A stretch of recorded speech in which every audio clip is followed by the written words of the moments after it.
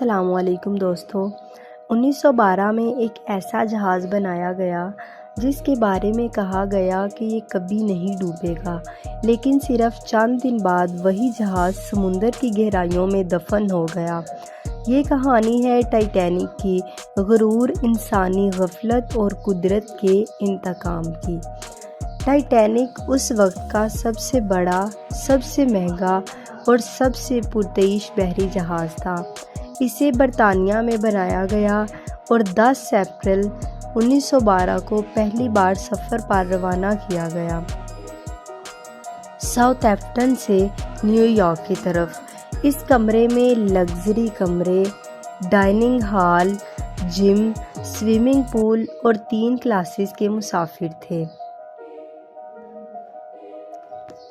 اور کہا گیا God himself could not sink this ship، یعنی کہ اگر اللہ نے چاہا تو پھر بھی اس جہاز کو نہیں ڈبا سکتے۔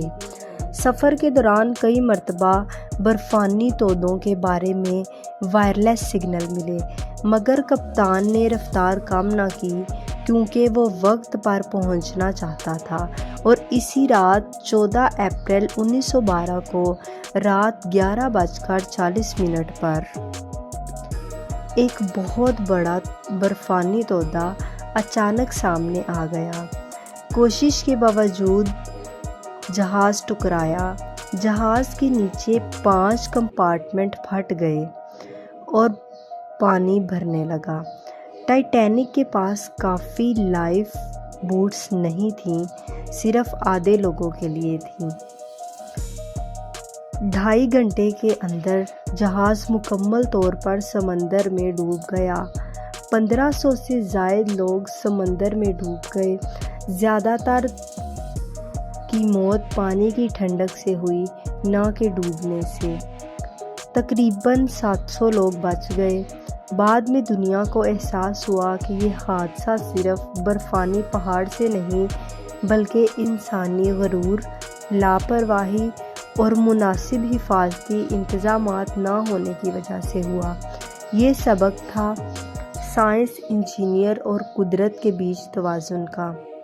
آج بھی ٹائٹینک کے باقیات سمندر کی تہہ میں پڑے ہیں، خاموش، سرد اور گواہ اس دن کے جب انسان نے قدرت کو چیلنج کیا اور قدرت نے اپنا جواب دیا۔